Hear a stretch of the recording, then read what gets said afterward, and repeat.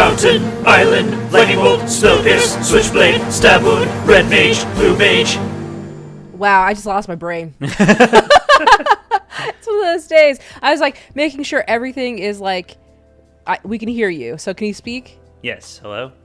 Beautiful. This should be good. Whew. Awesome. It was quite the struggle to get the show running today. Yeah, I was having lots of computer problems. My computer just hates every application known to man, and just didn't want us to use Zoom, didn't want us to use Discord, didn't want us to do anything. So yeah, I don't know how much of it to blame on your computer though, or how much to blame on these crappy video chat applications that all seem to have their quirks and malfunctions.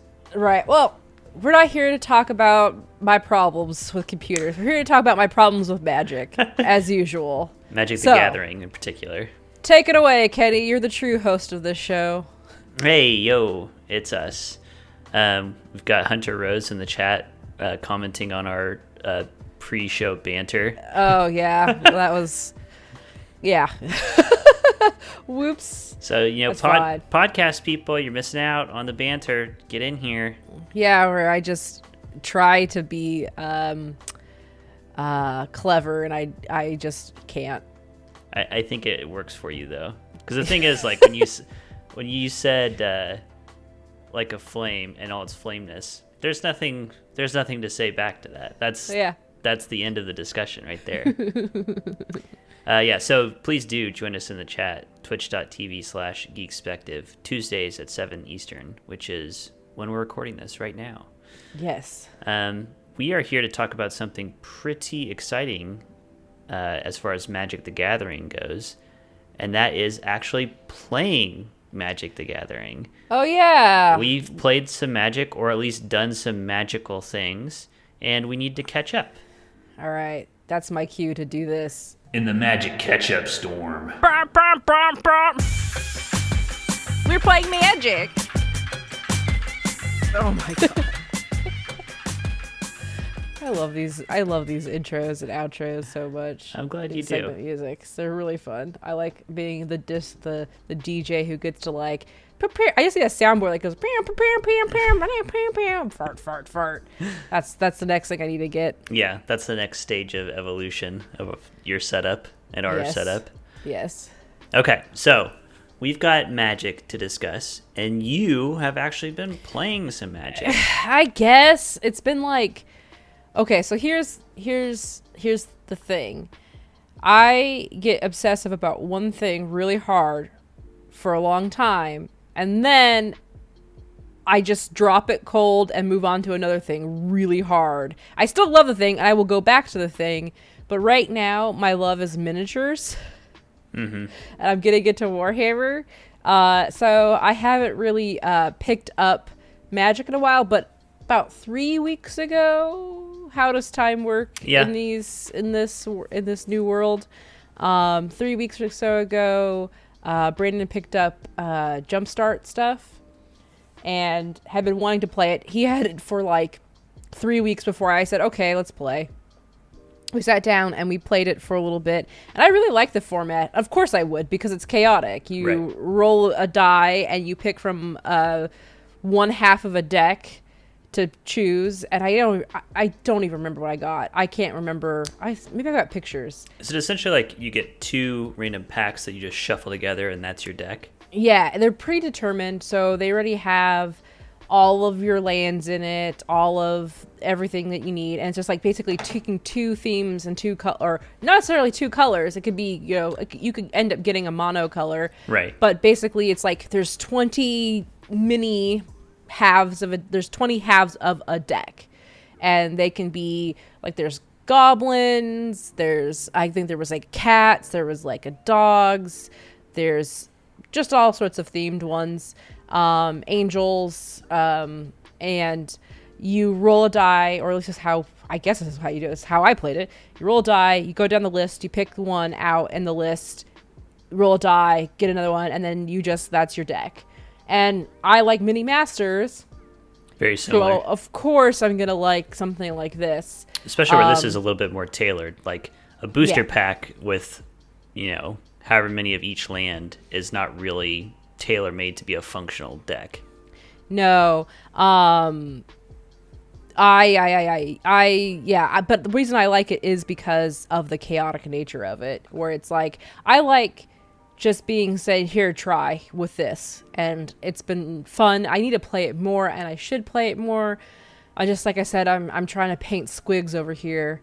And my brain is all about the squigs right now, which is just another world, like, that's related to goblins. I just went into a different hobby and said, oh, there are goblins in that. I would like to do that. Goblins, please. Goblins, please. Oh, cool. So now I'm kind of there. So my Magic Ketchup Storm isn't really so much a storm as it is a light drizzle of sadness. But you said it was fun. Yeah. Oh, yeah, I really like it, and I would probably I'll play it more. I really did enjoy what I played. So are the different themes for the different packs, are they all like tribal? So they all like a creature type? Or are there different themes? Like you could have a themes. Convoke deck or... Yeah, a ramp deck or I see. Stuff like that. Or a burn deck or aggro. Yeah. Gotcha. So in my head, I was like, okay, so you could have horses and affinity for artifacts.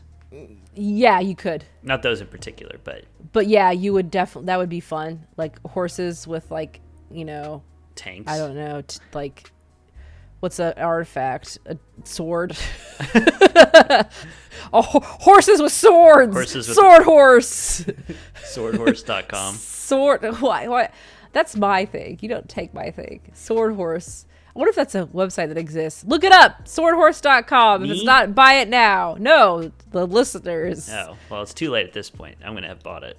Oh, okay. Well, anyway, it would be a great website, and I fully expect when I go to a website called swordhorse.com, it to just be amazing gifs of battle ready and sword wielding horses of all types. So have you sparkly? Sorry, what now? No, Let me. please. I just want to imagine my sword horse. Okay, you can go ahead. I was going to ask. So have you opened the Goblin Jumpstart pack? No. Do you know what goblin is in there? No. So there's a goblin running amok in formats right now called Muxus, Goblin Grandee. Oh, yeah. You've seen that? Yes, but remind me. So he's a 6 mana legendary creature, Goblin Noble, a 4/4. When he enters the battlefield, you reveal the top 6 cards of your library, and you put all goblins that costs 5 or less onto the battlefield. Yes. And then when it attacks, it gets +1/+1 for your other goblins. Yep. This card is going wild right now, and I just looking at it now, it's like $35. Jeez. Like we've talked about before where I'm not in the whole competitive landscape of Magic or like stuff like that, but I know because someone else in my house buys things and is more deep into hobbies than I get. I'm pretty sure we have. I mean, we probably have it. Yeah, sure. Seems especially, likely. Yeah. So I don't know. I haven't done it yet because we just did the random rolls, and I haven't got to play with the goblins yet. Gotcha. Coming soon to a theater near you. I mean, a podcast near you. Yeah, there are no theaters anymore. I wonder about that. Anyway, your turn. So my Magic, I have not been playing Magic recently. Wow. Cool. Motorcycles. Anyway, I wish the viewer could see this street and wonder why any motorcycle would be going on it. Anywho, my Magic, I haven't been playing it, but I did recently, for the first time in a long time, I updated my cube. What? Record scratch? What? So there's 2 basic things that I did. One, when Ikoria came out, I was very interested in the triomes. So the tri-lands that have 3 different land types come into play tapped, and they cycle for 3. I was like, wow, these are great, and they should go in the cube. And I sat on it and deliberated for a while because I have this worry that what if the land / the mana in my cube becomes too good, which, maybe someone would look at that and be like, well, what's the big deal? It just means that players can play their spells. Don't you want players to be able to play their spells? Yes, but I don't want the cube to just turn into soup. I don't want every deck to just be a 4-color, all like just a random bunch of good cards decks. I want the decks to have an identity and a focus, and you're trying to do something. Right. So like I want the Goblins deck, for example, to be able to play as the Goblins deck. I want the blue-white control to play as blue-white control, rather than everybody just picking a bunch of awesome lands and then just taking the best card that they can see every time. Yeah. But I thought about it, and basically what I did was I took the Vivid lands, Vivid Crag, Vivid Grove, Vivid Marsh. I know. My Vivid Crag. I knew you'd be a little upset about that. I replaced those. And my thought is they basically do the same thing as far as mana goes. Like, they'll give you whatever mana you need. They come into play tapped. It's just that these can be fetched and they can be cycled. Right. So how much does a Vivid Crag cost? Very little. Okay. So you just shredded it I still have it. I'm keeping it because if I run this experiment and the triumphs are just too good, because I think the thing that would make them too good are fetch lands. It just is another fetchable, fixable thing. But I think the fact that they come into play tapped makes it quite a bit better. And there's no way to say it doesn't come in untapped if something, right? There's no condition that lets it come into play untapped. Gotcha. So I think it should be okay. I'm excited to see how they play whenever I get to. And then I think I know what the second thing is. Yes. Isn't it vampires? It is vampires. I don't know why I'm laughing. I just think it's funny that you're trying to beef up your vampire presence. Yeah. So here I have to tell a little bit of backstory on this, on why there are vampires in my cube in the first place. So I first heard about cube during like the Zendikar standard days, basically. Yeah. And I had a group of friends, and this is the only time that I really played competitive Magic, like competitive standard constructed. And I ran around with 2 decks. I ran around with a Warp World deck, and I ran around with a vampire deck, because Zendikar and Worldwake had a bunch of cool vampires in them. Mm-hmm. Okay, had never heard of cube. A friend of mine in this group constructed a cube, and I had heard the word cube, but I didn't know what it meant, what this format was. And so he showed it and we played with it. He did not have like a super powered cube. He had a standard cube. So it was made of all the cool standard cards that were legal at the time. Gotcha. It was really fun. And it inspired me immediately. It's like, I want to do this. And the first cube, the first iteration of this same cube that I have, it was a jank rare cube. So it was just all made of rares that were worth less than $1. Mm-hmm. And then it was made out of good commons and uncommons. So that's what went into the cube. And on top of that, also my dismantled standard deck. So vampires also just randomly went in the cube. It was just my first go at making a cube. It was really just throwing stuff at a wall. And so vampires just persisted? Yes, they did. Probably in large part because of nostalgia. But also because I did want, one of the identities I wanted in black in my cube is aggro. And that vampire deck was an aggressive deck. It had a lot of 1 and 2 drops, a few 3 drops. And so they stayed in there. The problem is I tried to beef them up as I went. And so I added some more lords. I added some more vampire cards.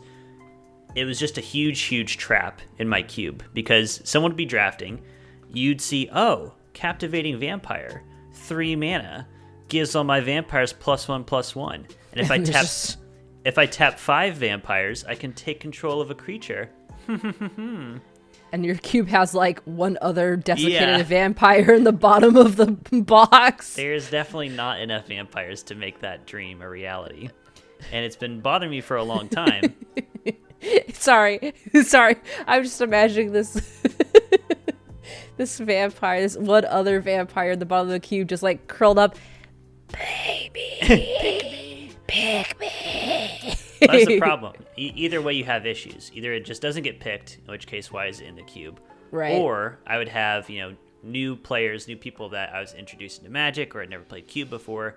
They play your cube, they open, it should be a thing where if I open a pack and I see, for example, Splinter Twin, then I should be able to reasonably assume the other half of that combo is out there in the cube. There are cards to support this. Same thing for these vampires. So these vampires were making a promise that wasn't being kept by the rest of the cube. But I finally, with a bunch of vampires from Ixalan and with Sorin, the 3-mana vampire Sorin, I was like, now is the time. I'm going to update it. So I went through, made a list of black and white vampires that I wanted to add to the cube, and I added a bunch of them. And I think now vampires are as viable as some of the other decks in the cube. So how many vampires total? Ooh, that's a good question. Did you have a list somewhere? I do have my cube list, but I'd have to go through and... No, that's not... I don't want to go through things right now. I'm too tired to look. Suffice it to say, I think there's enough. I think it's very comparable. There is a mono blue aggro deck in my cube, which I think is like a fringe deck. Like if people aren't looking at it, you can pick up those cards and you can build a deck. I think the same thing is going to be true of the vampires. What about your rebels? Did you get rid of that? The rebels are still there, and actually a lot of the vampires are also, I've eroded to be rebels. Gotcha. You've made a little dot on them. A little gold sticker to indicate what. Do you have just a bunch of gold little stickers someplace? I do, yeah. When I was getting ready, I ordered a big roll of them, and I put them up in the cabinet. You say you don't know me? I don't know you. I just like... Listeners, because I have viewers, gold whatever, stickers. Look, you would have to understand like how Kenny lives to understand why a roll of gold stickers is like very surprising to me. I don't know. It's just funny.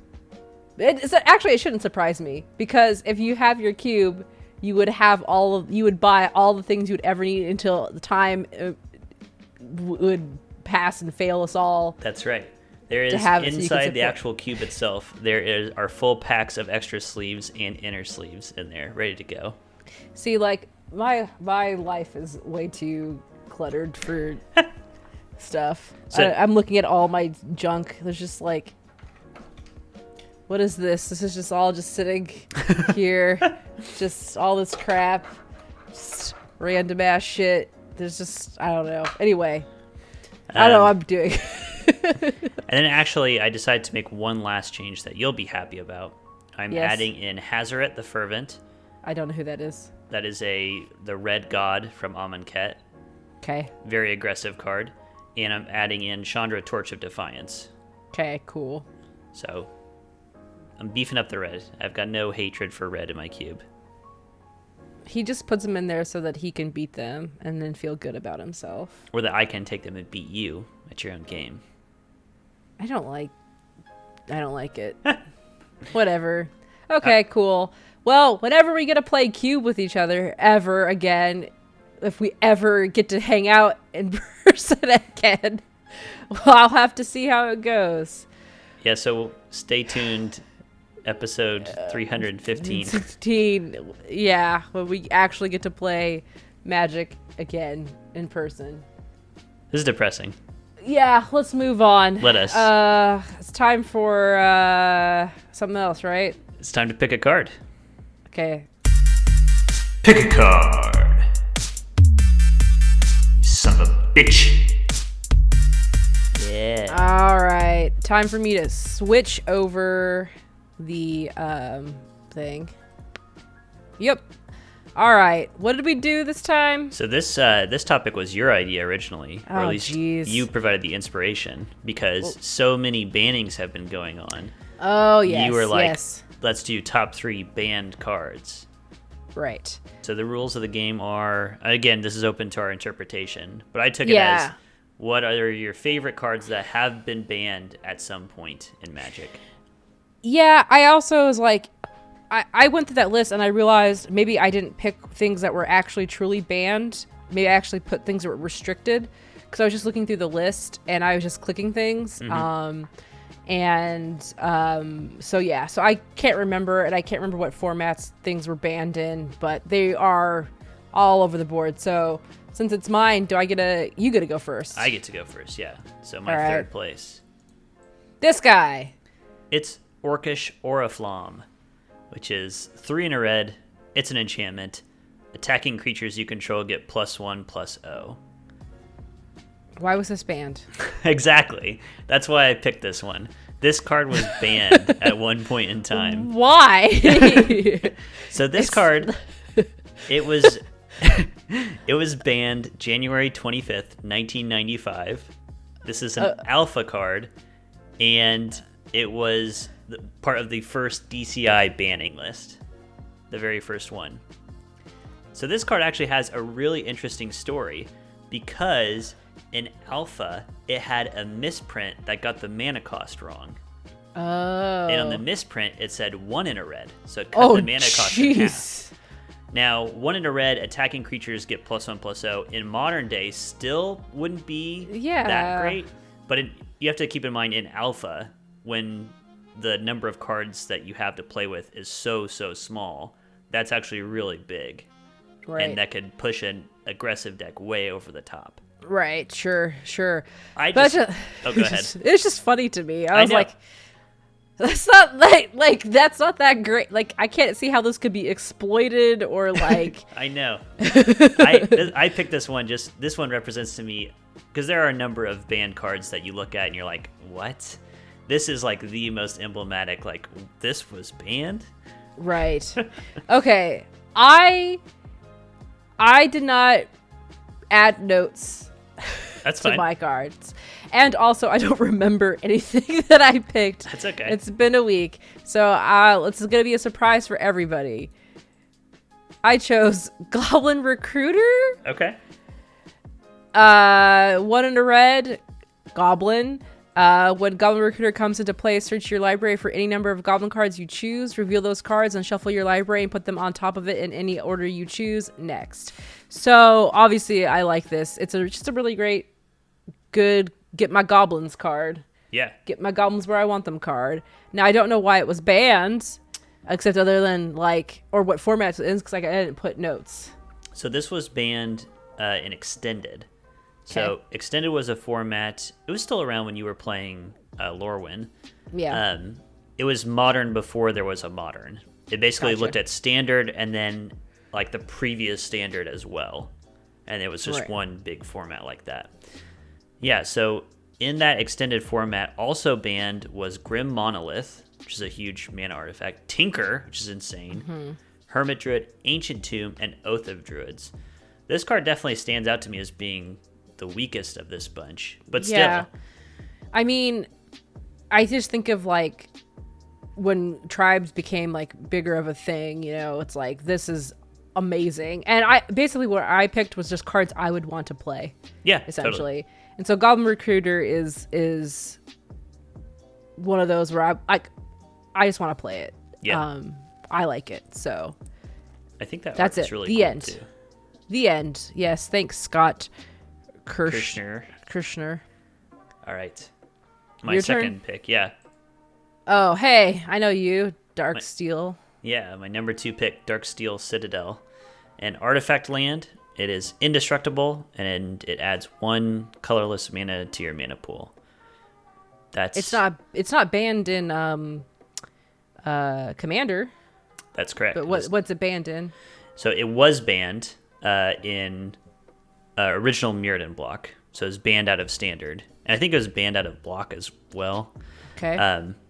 But this card, and actually a full cycle of artifact lands. So there was 1 for each color. And they were just artifact lands that came into play and tapped for a color. Right. This one tapped for colorless, but it was indestructible. Yeah. So all of those artifact lands were banned.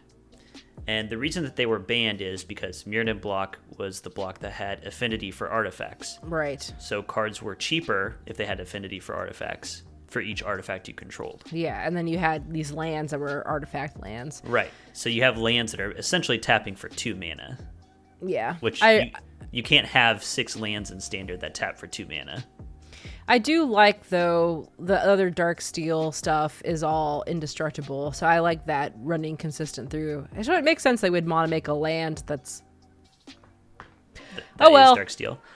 So the reason I picked this one and not one of the other ones is that even though this was banned out of standard at the time, there are still like lots of really cool things you can do with Darksteel Citadel now. So my favorite is with Tezzeret, Agent of Bolus. One of his abilities turns an artifact you control into a 5/5 artifact creature permanently. Mm-hmm. And so doing it on this land turns into a 5/5 indestructible, which is pretty freaking sweet.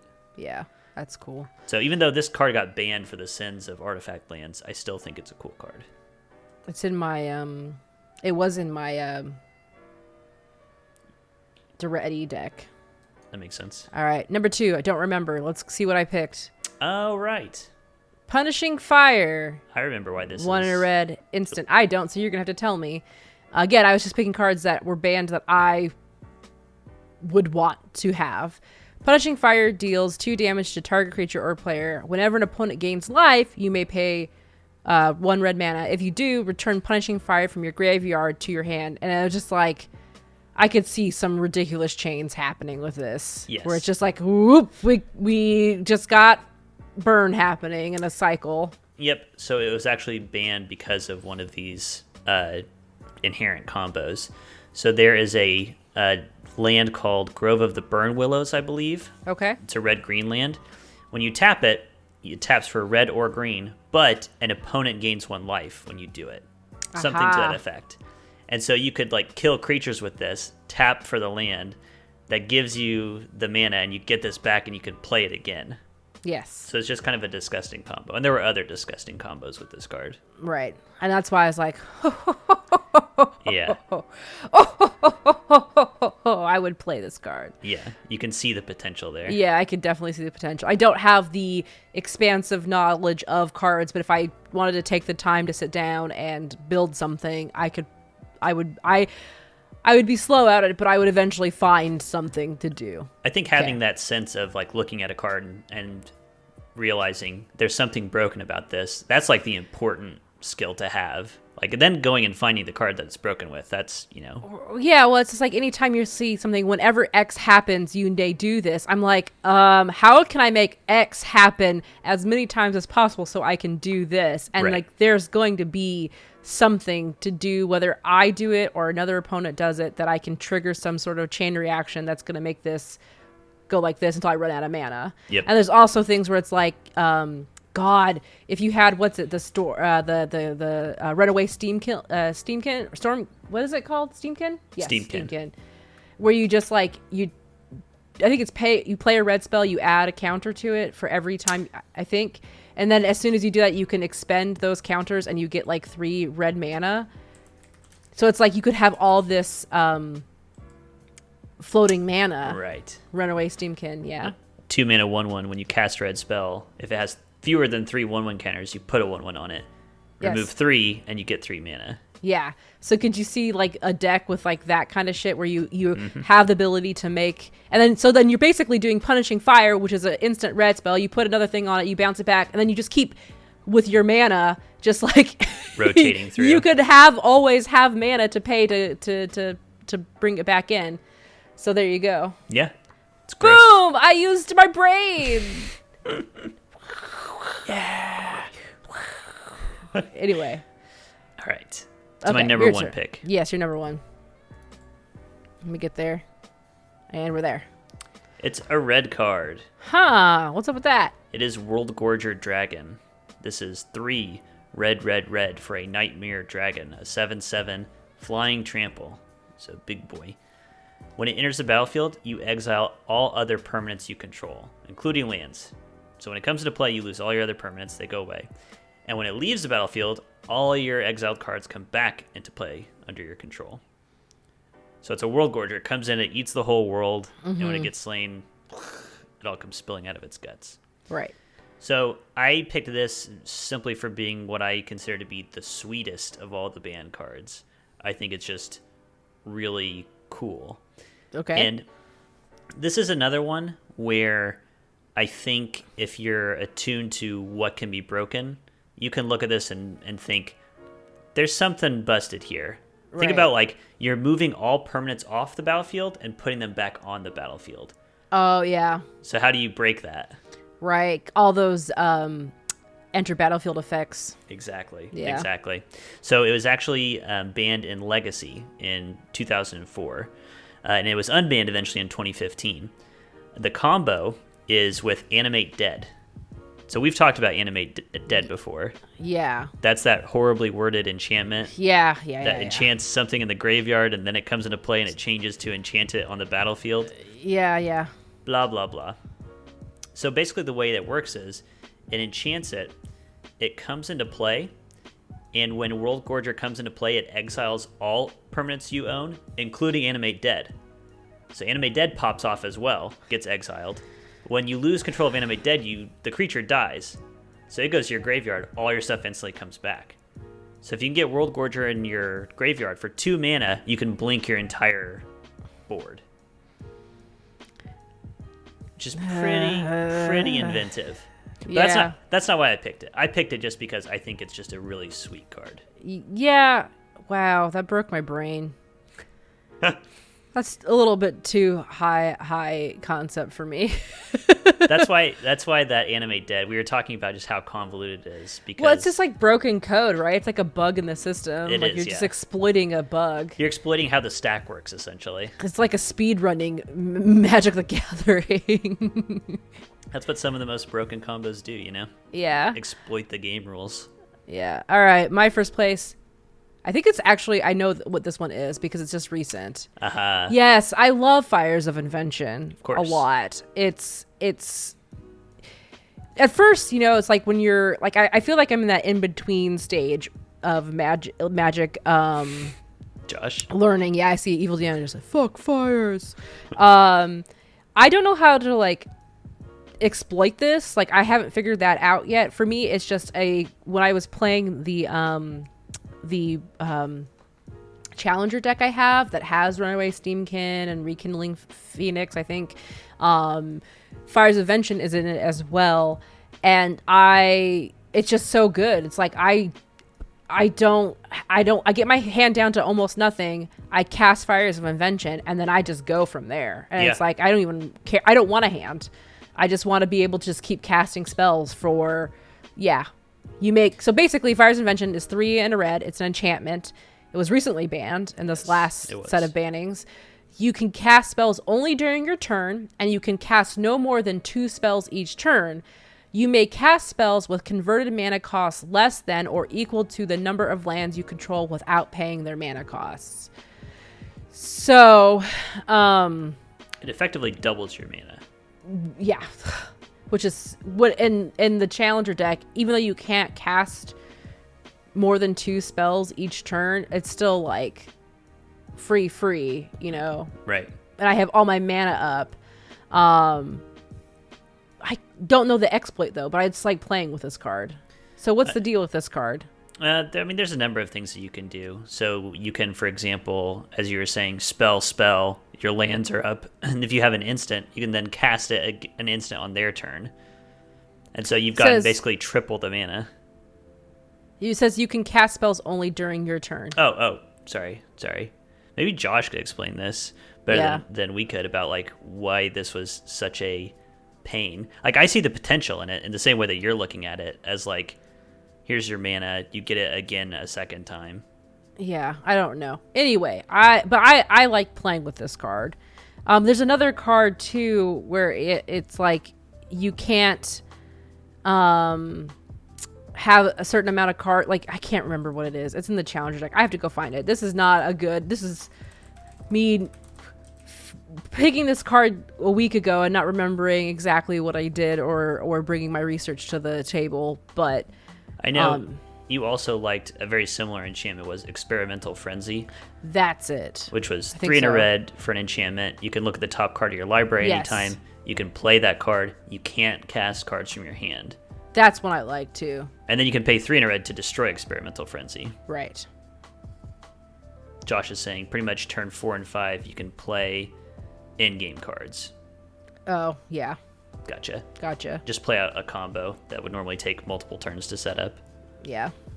Because you just have so much mana ahead. Yeah. As we've discussed, doubling mana, not a cool thing, and this card was pretty deservedly banned. Right. Not every card on our list deserved the ban. No, I don't understand the first one. Your third pick. Your first talked one. Your third picked card. Number 3. Orcish the first one we Oriflamme. talk about. I'm never gonna stop doing that bit. I know. It's not really a bit so much as you not understanding. I trust me. I understand. I just act like I don't understand things because then it's just easier to go through life. No, it's not. Don't listen to me. Don't listen to me. No one should listen to me. All right, so those are our top 3 band cards. Favorite top band cards. Yep. And how appropriate. Fires of Invention is actually dropping the band hammer in the art. Yep. And those are all the Magic cards right there in that red blob of Surely steel. somebody has photoshopped that. I have to believe. We should probably do it. And they were almost all red. Oh, yeah. That is funny. I can't imagine that red has been very high on the ban list. But they have the most fun cards that are banned. There's so many like broken ban cards like Tinker that are just huge piles of bullshit. It's like, I don't want to pick that. That card is just clearly broken and terrible.